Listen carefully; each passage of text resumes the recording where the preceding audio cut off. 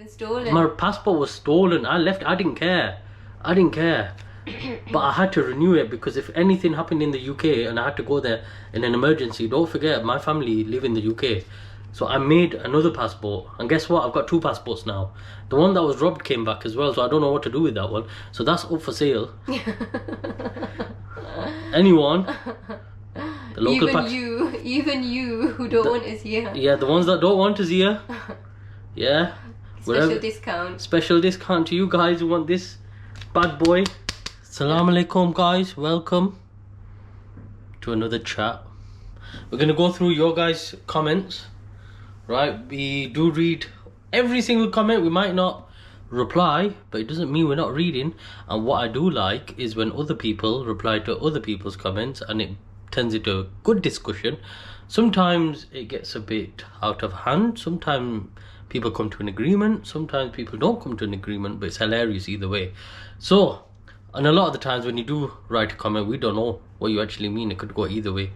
It could go towards us, against us. We just don't understand sometimes. So it's always good when other people reply to other people's comments so that we can also understand without seeming like, you know, we're all emotional because of what you've written, because we are. So, Myra, let's read one of the comments and get it off our chest. Oh, this isn't a getting off a chest type of one. It's just this is to put on the chest. Yeah. Okay. So, living off British monies, anyone can afford a comfy life in Pakistan. I'm just going to read a little bit and then respond to it straight away. So, yeah, I think that's true. I think if people have enough British pounds or money from the West, it is easier to live in Pakistan with foreign currency. Of course. You keep emphasizing that you don't like life in Britain. I don't think we've done that. Well, we prefer it in Pakistan more. We find it a bit challenging in the UK to have a really simple life and be able to survive at the same time. So for me, I absolutely had an amazing life in England. I went to school there. I have all my closest friends are there. All my family live there. So I absolutely love England and I had an amazing time there. Well done. All we're saying is that right now, at this phase in our life, it was no longer meeting the needs that we have now as adults, as people in our 30s. I wasn't feeling fulfilled at all in the UK. Yeah. That's nothing to do with Tommy Robinson or Nigel Farage. No offense to you guys and your followers. I know your followers have been commenting on our videos. Thank you for watching, by the way. Yeah, so that's all we're saying. We're saying that right now the UK was no longer fulfilling what we need. And that's all it is, but we're still very grateful for everything that We're very happy to have had the opportunity to live, to be born and live and be brought up in the UK. I think it brought about a lot of skills we were able to gain in terms of voluntary work. I was part of a lot of projects and I think that could have only happened because I was in the UK. I was able to go through college and university without any issues. In terms of financial issues, I know here it costs a lot of money. In other countries you pay a lot of money, but you know, alhamdulillah, we had a lot of positives from the UK. But obviously for me personally, I just started to feel like a second-class citizen. I felt the far right on the rise. I felt that Britain First was getting a lot of traction. The EDL was getting a lot of traction. And for a Muslim male as myself with a beard, I didn't feel like I fit in with society, and as a result I started to become more and more distant. I felt like I wasn't fitting in as much, but that's got nothing to do with the millions of Muslims that are living there that do feel like the UK is home. For me, it just didn't feel like home anymore. Yeah, we just need something different now. Okay, and then you go on to say, but like most people, you do like the British pound. Yes. Yes, we do. Do we have any British pound to show them? Yes, we do have British pound. We're going to show you some British pound. The beautiful, shiny, plastic British pounds. Listen. This is our queen. She has passed. No, she's passed away. Yeah, we weren't there. I do apologise. EDL members, Nigel Farage, right, far right, all those people that have been rioting to get people like me out of the country. I wasn't there, so I couldn't attend the funeral. But yeah. Are we still going to be able to use these notes, by the way? Yeah, we can until they announce otherwise. Okay, so what's the next? Yeah, so we do appreciate the British pound. We're very grateful that we have access to the British pound. Alhamdulillah, that's good. To be honest with you, it's the foreign currency that's making our life and supporting our lifestyle. It's making our life easier here and comfortable, and it's supporting our lifestyle. And if we didn't have the foreign income, I think we would definitely struggle. And we're really contributing to the Pakistani economy. As you see, we're eating out a lot. We're we're exposing shop ourselves here. now. We're contributing to the country, and we're happy about that. Anything we buy, whatever we do, whether we're filling up our car, getting it washed, whether we go to the shop to buy tissue paper or fruit and veg or anything to eat, we are supporting the waiters, the businesses, the owners, the investors, the landlords that they renting the properties from. We are definitely contributing all of our wages to the local economy. And soon we'll be paying tax here. Yep. So we're doing our bit. Okay, so the next part is your experience would be quite different if you were to find a local job and actually try to integrate into Pakistani life and interact with the locals. Okay, I'm going to start with this bit.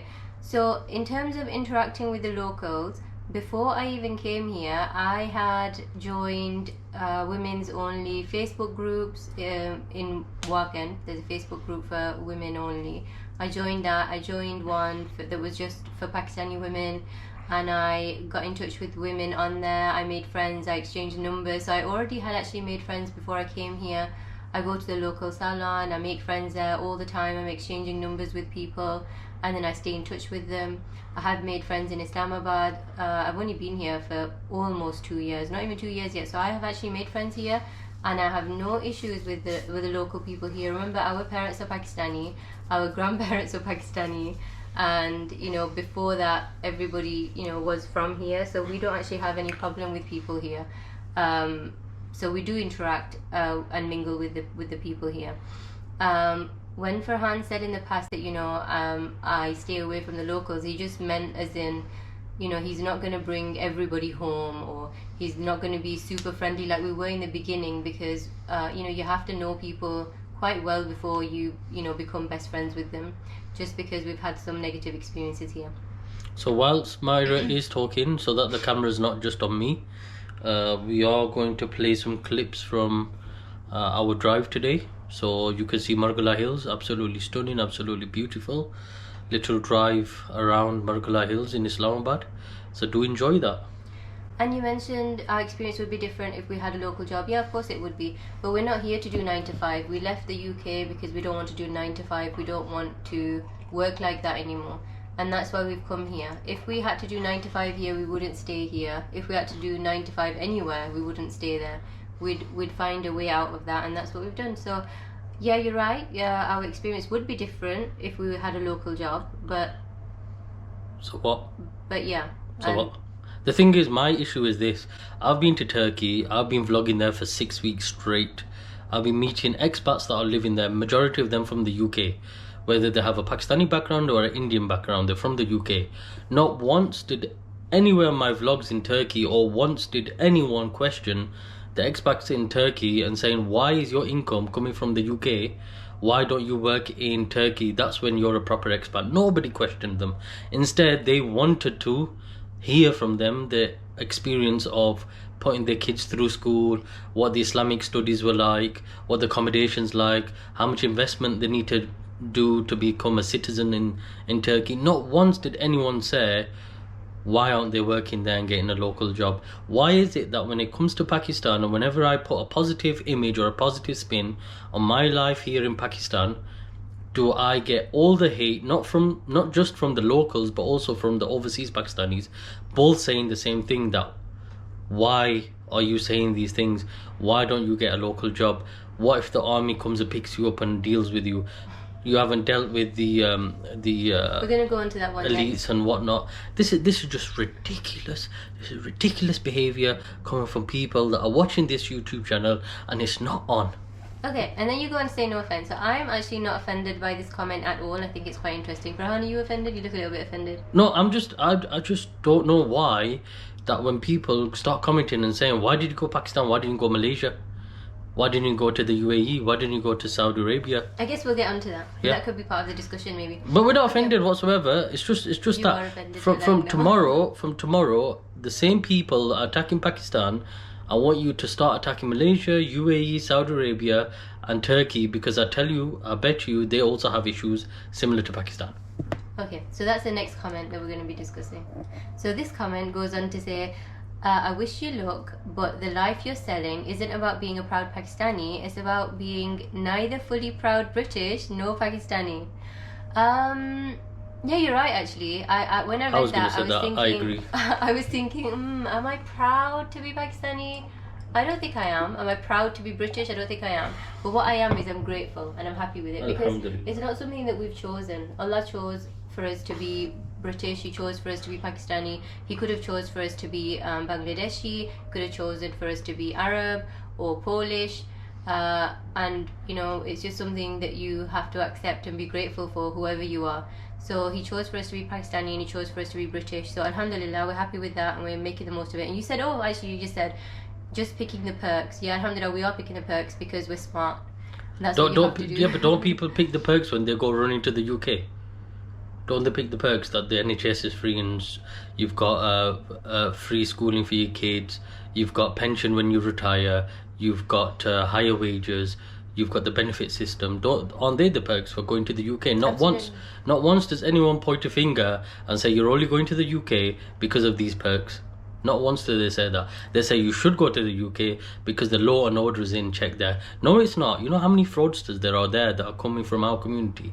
And I don't want to mention the figures, but they are there. And if you look at the jails, right? When I was researching this back in the day, like I'm talking about in 2018, around about that time, although we were about 2.5% of the UK population, we contributed to 30% of the jails in the UK. That's just ridiculous. But anyways, let's go back to Myra's point. Another Pakistani brother from the UK who relocated here told me the same thing. He said, look, by me wearing the jubba here in Pakistan shows my identity crisis. And it's true. The thing is, us British Pakistanis, we're a strange mix. We are British Pakistani in the UK, so they recognize us by our ethnicity being Pakistani, but we're British by nationality. And then here in Pakistan, we are overseas Pakistani, so they recognize us as our origin. On our ID card, it says your origin of stay is United Kingdom, but you're an overseas Pakistani, so they recognize us as both. So both countries recognize us as both, and we're a really weird mix. And there's imams and there's elders who are wearing the jubba in the UK. As soon as they set foot in Pakistan, they've got the salwar kameez on, but in the UK they're wearing jubba. So have they got an identity crisis, or is it okay? Is it okay if I'm in the UK or any other country I'm wearing the jubba and that's fine, but when I'm in Pakistan I have to wear the salwar kameez? Is that mandatory? Because if that's mandatory, then all these trousers and jeans and shirt and trousers, all that stuff, whether you've got a office job or not, that shouldn't be worn either, because that's not that shouldn't be a clothing that should represent the Pakistani community. So if people can wear jeans and they can wear shirt and tie and trousers or suits and stuff like that, then I should be able to wear the jubba, because this is a free country and you're allowed to wear whatever's comfortable, as long as it doesn't transgress the laws of the country or your religion. Yeah. That's where you said well said. Yeah. And I think you're not really somebody to conform, whereas a lot of people come and they're just like me. When I came here, I was like, yeah, I'm going to wear Pakistani clothes now, and I'm going to wear lots of colourful things that I would really wear in the UK. So, you know, most people just conform to their environment. They just want to blend in. Whereas you know who you are, you know what you're comfortable wearing, and you carry on doing that. And that's absolutely fine, really. Thank you. Okay, so the next bit is, it would be great if you could offer a response and not dismiss this as a hate comment. It is just an honest observation. I don't feel like this is a hate comment. To be We honest. never It was dismiss written- any comment as a hate comment. Firstly, whenever people comment, the first thing that goes through my mind is they're right because it's their perspective. That's what I think. So I read it and I think, you know what, that makes sense. That's what I think. Yeah. I don't always. I have to read it again and just see. But this one, I didn't see it as a hate comment, so I wanted to discuss it. And yeah, I think this is very clearly your perspective. I think you're coming from a very specific perspective, it seems like. But I hope our discussion helps you understand us better. And I would really like to understand your perspective better, because we have a lot of people who discuss this kind of theme, where that we're not being good enough, we're not doing the right thing, we're not doing what you expect us to be doing. People expect us to change the country. Like, if we actually got into politics, that's the only way you can really change the country. If we go into politics, then people would start saying, look, he's going to politics because he's after the money. He wants to do a bit of fraud. You get it? Like, there's nothing we can actually do that people think, you know what, they're doing the right thing. There isn't really anything we can actually do, is there? I think that the main thing, that we've opened ourselves up to so many people to watch and scrutinize, and if somebody's in a bad mood that day, we're going to get on their nerves. If somebody's in a happy, loving mood, they're going to say, well done, my brother and sister, like one of the comments did say. Yeah, well done. And there's a brother on here, Sayyid Muad. Yeah, he got a really long name. Yeah, and he's just been going through some of the comments and just replying, like on this one, like he's been saying things that that's their perspective, so just kind of back off. Yeah. And now on this next one, he said, luckily you've escaped, wonder why you're watching this dishonest portrayal. So he was in that kind of mood where he wanted to defend us, and he was doing that. So people are going to react to us however based on how they're feeling that day. So we've it's just what we've done, haven't we? We've opened ourselves up to all this opinion, and it's fine, I guess. It's helping us understand. The thing is, these opinions don't just stick to YouTube. People's families are saying similar things to them when they talk about relocation to Pakistan, which is why it kind of gets annoying that everyone's the same parrot. And we know Pakistan's got a lot of green parrots. Why is everyone saying the same things? That, like, literally, like, if I put everyone in the room, I put the politicians in the room, I put the Prime Minister in the room, I put the army in the room, I put all the overseas Pakistanis in the room, I put all the local Pakistanis, and I split them up, the elite, the middle class, and the labourers. If I put all of these people in the room and I said, right, whose job is it to make Pakistan better? I guarantee you every single one will be pointing at each other. The elite will be pointing at the labourers and saying the labourers should be making Pakistan great because they're the ones that are doing all the tough jobs that nobody else wants to do. And if they were more honest, then it would mean that people are paying the right rates and everyone's more comfortable and they're not being cheated, and justice starts from there. The labourers will be pointing at the elite and the overseas Pakistanis, saying that these guys have got the more money, so they should be paying more, and X, Y and Z, they should be paying our school fees for our kids. And then if you go to the posh Pakistanis, they'll say, we're stuck. The elite, we can't join the elite. We're above the labourers, but we're just about above them. We can't do anything. And then these overseas Pakistanis just turn up and they can't even speak English properly or write it down properly without grammatical errors, but yet they're able to live in nice luxurious houses in Islamabad straight away.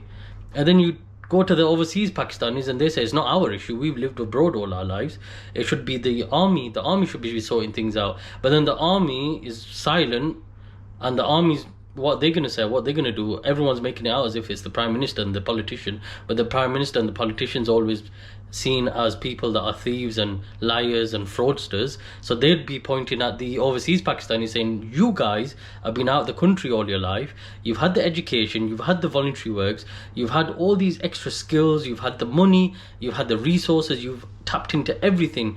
The mayor of London is Pakistani, the Scottish first cabinet leader, wherever it was a Pakistani until he resigned due to the Zionists. There's so many Pakistani councillors and MPs in the whole of UK, just the UK alone. There's so many millionaire, billionaire Muslims in the UK. What about the 2 billionaire brothers that bought Asda, amongst other business ventures? Why can't these overseas Pakistanis get together, come to Pakistan and sort it out? But then the overseas Pakistanis will be like, it's not our job. We're not actually Pakistani. We're British nationals. Pakistan is our holiday home. I think everybody actually thinks that they're doing their bit. I think everyone's just pointing fingers saying it's your fault. I think they're pointing fingers because they feel like they're doing their bit. Because look, if they're doing their bit, why is the rupee getting very, very close to 400 rupees to £1? It's not going down, it's going up. The inflation's increasing, but people's wages are not increasing with it, the local people's wages. So it's getting more and more tougher here. But inflation is everywhere, all over the world right now, isn't it? Yeah, but there's no change here. In Sri Lanka, they had the whole protests and everything. So, and that's when it got to about 500 rupees or whatever the currency is to $1. So it got out of hand there. What's Pakistan doing to get that rupee back down to what India's doing right now? I mean, India has maintained itself. For £1, you're getting around about between 95 to 100 rupees. And that's been like that for a very long time. So everyone's going to point fingers at each other, but really it's all of our job. If we, as overseas Pakistanis, do not consider returning to Pakistan and you go to another country, then essentially what you're saying is that you're supporting the other country. You are adding to that country's economy. Whereas Pakistan, if we were to add to Pakistan's economy, how much of a difference would it make if 1 million overseas Pakistanis from all over the world were to return today?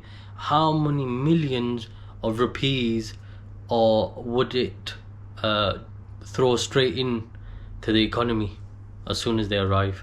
Just think about that. Okay, so we have one more comment. It says, I think an honest portrayal of living in Pakistan is required. Be warned, it's not for everybody. We said that it's not for everybody. Law and order, money, living expenses, lack of regulation when it comes to food safety, i.e. pouring chemicals in food that are illegal in Europe. I could go on and on. Okay, so I think that we've already talked in the past about law and order here. We've talked about, maybe we haven't, I mean, you've just touched on the money issue where the middle class are very much kind of stuck, it seems. From our very limited knowledge, they're really struggling to maintain their lifestyles, and they might have, gone abroad to study, done lots of hard work, and then they come back to this country and it's really hard for them to progress. That's what I've generally heard. They come and they become civil servants, and they're on 50,000 rupees a month, which is literally right now about £140 per month, and that's it. They're stuck at that job. And it's a really good job. And I've had people contact me who have got they've got very good jobs, they're living in very good areas here in Pakistan, but then they can't afford my rates, and my rates aren't that high. And Myra's a therapist. Oh yeah, I'm a therapist, so I don't charge that much, and I was surprised that they're not able to afford it. And I've spoken to quite a few people, and there is a frustration amongst the people here. And that's understandable. We don't fully understand their situation in terms of money and how the average person here is living, but we do know it's difficult, just like it's difficult now for the average person in the UK and how they're living. In terms of law and order, yeah, there is a real problem. It's different for the rich and different for the poor. That's become very apparent more with and more stories over the that are coming up here, Yeah. that the elite can get away with crimes, they can get away with murder and stuff like that by paying people off. Yeah, and that is a real problem. And what else is there? Living expenses, yeah, that's a challenge now here. In terms of pouring chemicals on food, so there's a lot of brands here like Nestle. Are we allowed to mention brands on YouTube? I think we should stay away from boycott brands in particular. Yeah, we're staying away from them, but I just mean Nestle has been found to be putting a lot of sugar in their cheaper drinks. ingredients, and not just in their drinks but in their baby food, their baby products, and then those are heavily advertised in poorer countries like Pakistan, to take advantage. And because it's cheaper to put sugar in instead of a decent ingredient. And everybody now knows that too much sugar, or even just a little bit of sugar, really impacts the brain development of a baby, of a child. Yeah. And that they're the kind of ingredients they're using here. So yeah, that's not even a local company, is it? So yeah, it's not even a local company. So, you know, people here think it's really fancy and, you know, posh that they're using these brands like Nestle and whatnot, but actually they're damaging your children's health, they're damaging your health, and it's being advertised. Like, you know, somebody I know, she said to me, oh, you know, I'm thinking of giving this powdered milk to my son because it's going to be really good for his health, it's got a lot of vitamins in it. And I was like, well, it's not natural, so it's not actually healthy, and it's going to have a lot of added sugars in it. It's a bit like the cereals in the UK. Yeah. They make it out as if they're healthy, but they're not. And these are all Nestle products. Yeah. They're made specially for people in poorer countries where there's, you know, a lack of education, so they can manipulate. And there's a lot the of trust audience. on Western companies. Yeah, and that's not people here doing. That's not the Pakistani community doing that. And I mean, if you're living in Pakistan, we can just eat normal food, that's in season, and, you know, just good food. We don't need to be eating all this powdered stuff. But I understand again. I'm picking up some frustration and, you know, something from this comment as well. I guess this isn't impacting us. We are currently going through some, you know, legal procedures. Farhan's going to court for you know, for some property issues that we have, and we have dealt with the police here, and it has been challenging. They, you know, the whole thing of we need chai pani, and which is a bit of money. Yeah, which means a bribe, which we didn't understand. Farhan didn't understand, and he would just give them tea and then send them on their way. We haven't had to pay a bribe here yet, and I understand that we're fortunate that we haven't had to do that. Whereas when other people here have to go to the police station to even file a complaint, they asked up front. I've heard of times where people have been asked up front, give us 20,000 rupees, and then we'll discuss with you whether, you know, we're going to take your complaint down or not. So 20,000 rupees is about 60 quid. And that's a lot. People don't earn that, you know, people earn that in a month. Yep. So we understand that that's going on here. Alhamdulillah, that doesn't really impact us at the moment too much. But yeah, that is going on, and really I don't even know if we need to talk about that much, because I think generally most people already know that these kind of issues happen. Another comment was about that, you know, you're not allowed to talk against the army in Pakistan because you're going to get kidnapped, and then, you know, there was... Try talking about the Emir of Dubai, Abu Dhabi, the King of Saudi Arabia. If you go into those Arab countries, in Turkey, try talking about Korea, the government. Yeah. China. Yeah. You can't talk about anybody in those countries, because you will get kidnapped and you'll be arrested or whatever now. So it's not just here, but everybody here in Pakistan is happy to go to the Middle East. They're happy to go to any country, but when it comes to Pakistan, they're just more aware of you know, that there might be a kidnapping. My understanding is this: so whatever the comments are, try and think of it like this. Okay, let's compare Pakistan to the UK. Let it be level playing ground first. Firstly, get rid of 4 things. Get rid of the benefit system, get rid of the high wages in the UK, get rid of the free NHS, get rid of the free schooling and college. Get rid of these 4 things in the UK, and there will be absolute panic in that country. People will start robbing, people will start doing all sorts. Begging will start rising, people will do more fraud. Just think about the manic that there will be in the UK, even though there's a lot of robberies going on even now. But yet they've got all these 4 things. But here in Pakistan, they don't have these 4 things, and they don't even have a lot of the things you have in the UK. But yet we're not getting followed around. We're not having our pockets pinched. I just want to also mention from that there's also a lot of injustice in the UK. There's so when the people are moving to the UK from Pakistan, they're thinking about the children who, you know, they during the school holidays, they don't get a hot meal.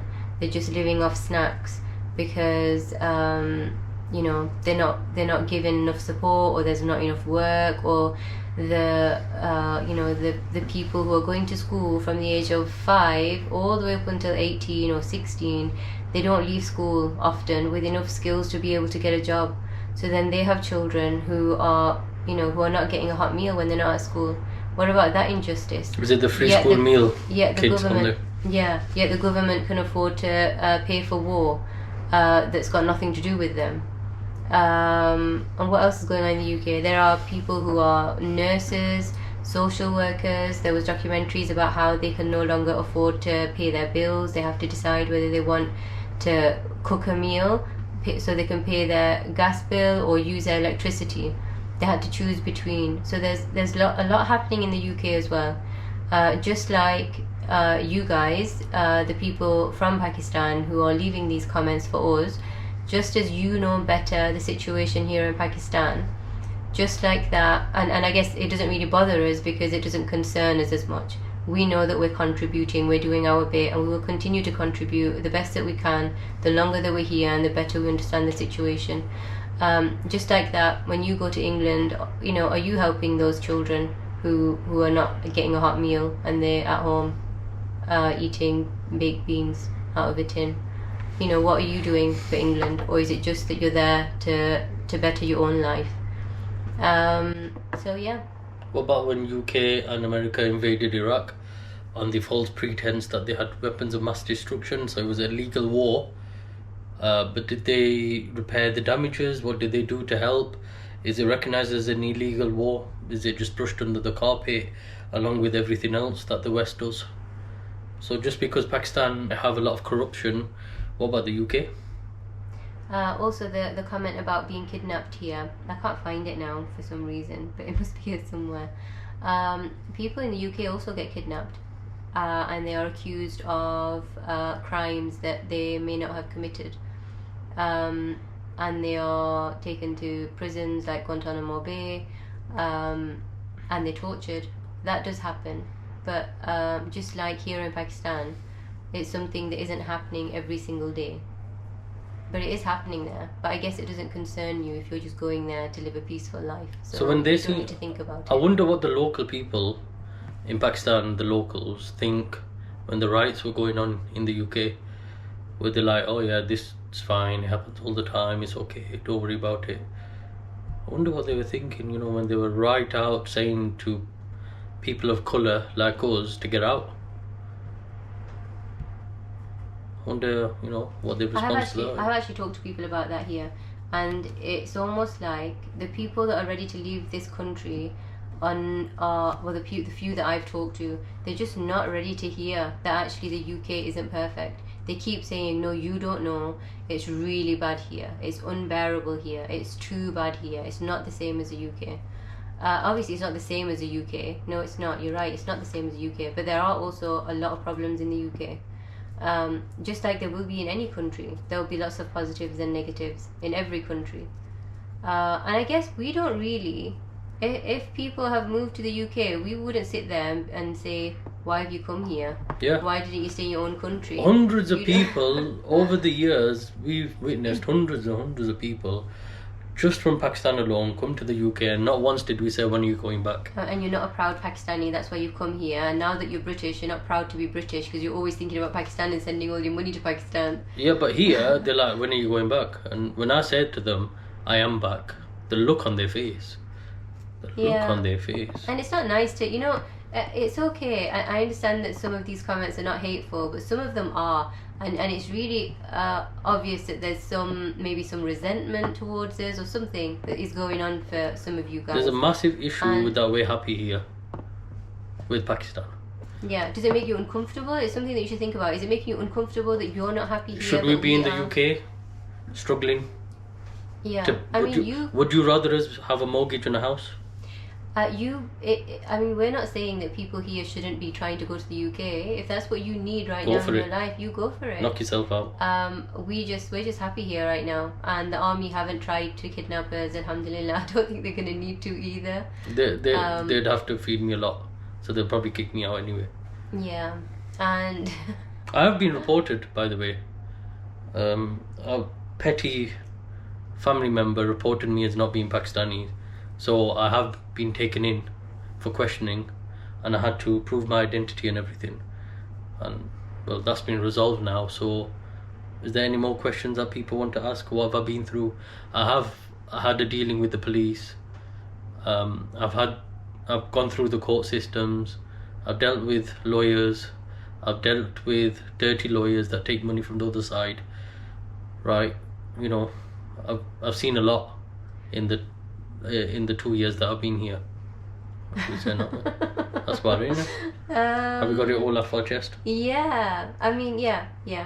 And we really appreciate all the nice comments. There's so much love from this channel. It's unbelievable.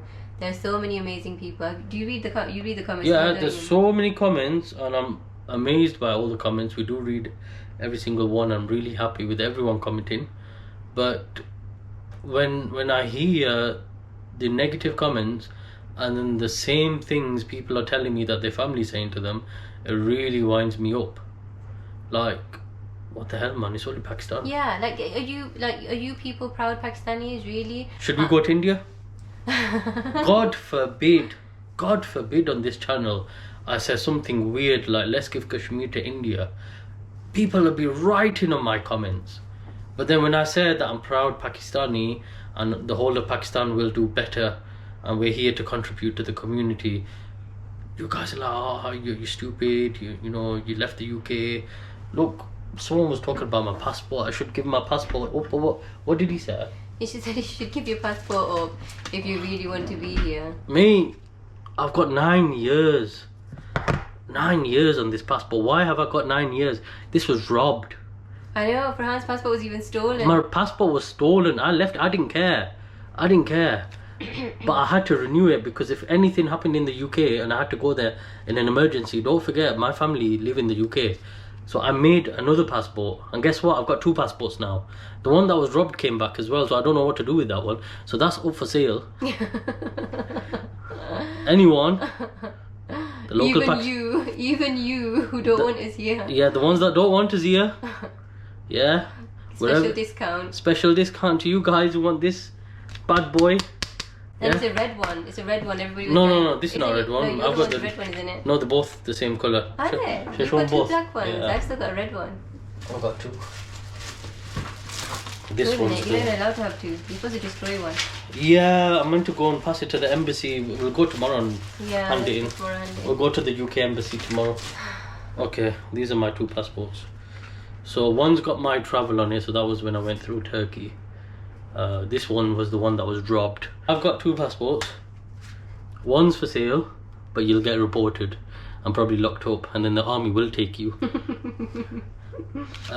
So this one here is the one that was robbed. This one will not work, right? But this one is the one with 9 years left on it because I had to make it new. So the person who wants me to hand this in first, any overseas Pakistani, anyone who's relocated to any other country, tell them to hand in their British passport, right? So those British Pakistanis that are in Istanbul right now, those that are in the UAE, Saudi Arabia, Malaysia, Morocco, tell them to hand it back in. Why is it just me?